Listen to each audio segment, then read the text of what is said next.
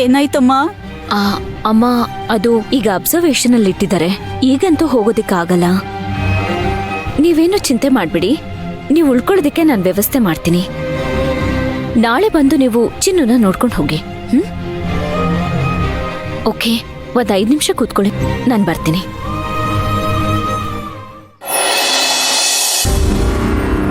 ಮಂತ್ರ, ನಾನ್ ಬರೋ ಅಷ್ಟ್ರಲ್ಲಿ ಹಾಸ್ಪಿಟ್ಲಿಂದ ಬಂದ್ಬಿಟ್ಟ. ಅರ್ಜೆಂಟ್ ಕೆಲಸ ಆಯ್ತು, ಅದಕ್ಕೆ ಬಂದೆ. ಪಾಪ ಅಲ್ವಾ ಶಂಕ್ರು, ಇಷ್ಟು ದೊಡ್ಡ ಮಟ್ಟಕ್ಕೆ ಆಕ್ಸಿಡೆಂಟ್ ಆಗ್ಬಾರ್ದಾಗಿತ್ತು. ತುಂಬಾ ಒಳ್ಳೆ ಹುಡುಗ ಅವನು. ವೀರಣ್ಣ ಅವ್ರ ಮನೆಯಲ್ಲಿ ಅವನು ಒಬ್ನಾಗ್ಬಿಟ್ಟಿದ್ದ. ಈಗ ಆಗಿರೋ ಆಕ್ಸಿಡೆಂಟ್ ಮಾತ್ರ ತುಂಬಾ ದೊಡ್ಡ ಅನ್ಯಾಯ. ಆಕ್ಸಿಡೆಂಟ್ ಅನ್ನೋದೇ ಹಾಗೆ ಅಲ್ವಾ, ಅನ್ಯಾಯನೇ. ಹೌದು, ನೀನ್ ಯಾಕೆ ಅವನ್ನ ಬರೋದಕ್ಕೆ ಹೇಳ್ದೆ? ನೀನ್ ಕರೆದಿದ್ದಕ್ಕೆ ಅವ್ನು ಬರ್ಬೇಕಾದ್ರೆ ಆಕ್ಸಿಡೆಂಟ್ ಆಯ್ತು ಅಂತ ಅರ್ಚನಾ ಅವ್ರು ಹೇಳಿದ್ರು. ಅವನಿಗೆ ಗೊತ್ತಿರೋದು ಪ್ರಾಪರ್ಟಿ ಇದೆ, ಚೆನ್ನಾಗಿದೆ ಅಂತ, ಕಡಿಮೆ ರೇಟಿಗೆ ಸಿಗತ್ತೆ, ತಗೊಳ್ಳಿ ಮೇಡಮ್ ಅಂತ ತುಂಬಾ ದಿನದಿಂದ ಹೇಳ್ತಾನೆ ಇದ್ದ. ನಾನು ಆ ಕಡೆನೇ ಇದ್ನಲ್ಲ, ಅದಕ್ಕೆ ಅವನಿಗೆ ಫೋನ್ ಮಾಡ್ದೆ. ಸರಿ ಮೇಡಮ್ ಬರ್ತೀನಿ ಅಂತ ಹೇಳ್ದ. ಏನೋ ಪಾಪ, ಅವನ್ ಟೈಮ್ ಕೆಟ್ಟಿತ್ತು ಅಂತ ಅನ್ಸುತ್ತೆ, ಈ ತರ ಆಗೋಯ್ತು. ಸುಶಾಂತ್, ನಿಮ್ಗೊಂದು ಮುಖ್ಯವಾದ ವಿಷಯ ಗೊತ್ತಾ? ಏನು? ಯಶೋದಮ್ಮಂಗೆ ಹೇಳ್ಕೊಟ್ಟು ನಮ್ಮಿಬ್ರ ಮೇಲೆ ಶಾಂತಿ ಕೊಲೆ ಕೇಸ್ನ ಮತ್ತೆ ರಿಓಪನ್ ಮಾಡೋ ತರ ಮಾಡಿದ್ದೆ ಆ ಶಂಕ್ರು.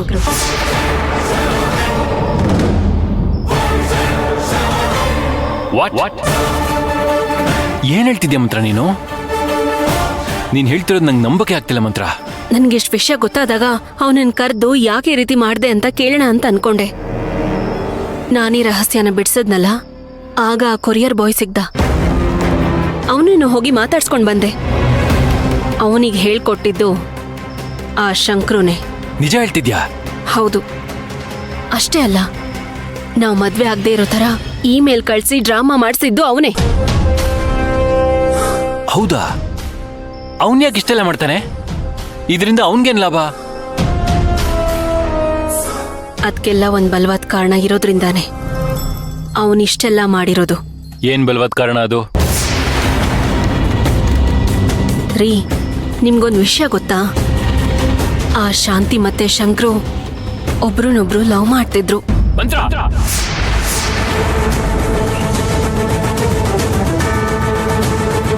ನಾಲ್ಗೆ ಬಿಗಿ ಹಿಡಿದು ಮಾತಾಡು.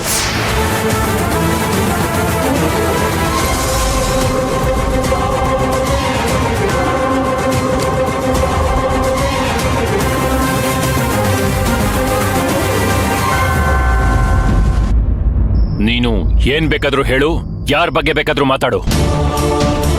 ಶಾಂತಿ ಬಗ್ಗೆ ಈ ತರ ಮಾತಾಡ್ದೆ ಅಂತ ಇಟ್ಕೋ, ಹಲ್ಲುದ್ರಿಸ್ಬಿಡ್ತೀನಿ. ಓ, ಮಾಜಿ ಹೆಂಡತಿ ಬಗ್ಗೆ ಮಾತಾಡಿದ ತಕ್ಷಣ ಇಷ್ಟೊಂದೆಲ್ಲ ಕೋಪ ಬಂತ? ನಿನ್ನೊಳ್ಳೆದಕ್ಕೆ ಹೇಳ್ತಾ ಇದ್ದೀನಿ, ನಾಲ್ಗೆ ಬಿಗಿ ಹಿಡಿದು ಮಾತಾಡು, ಇಲ್ಲಾಂದ್ರೆ ಪರಿಣಾಮ ನೆಟ್ಗಿರಲ್ಲ.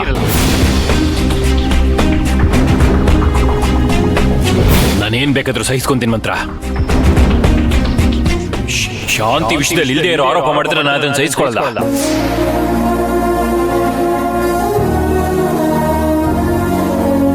ಶಾಂತಿಗೆ ನಾನು ಅಗ್ನಿಸಾಕ್ಷಿಯಾಗಿ ತಾಳಿ ಕಟ್ಟಿದ್ದೀನಿ. ಅವಳೇನು ಅಂತ ನನಗೆ ತುಂಬಾ ಚೆನ್ನಾಗಿ ಗೊತ್ತು. ಏನು, ಶಾಂತಿ ದೊಡ್ಡ ಪತಿವ್ರತೆನಾ? ಮಂತ್ರ,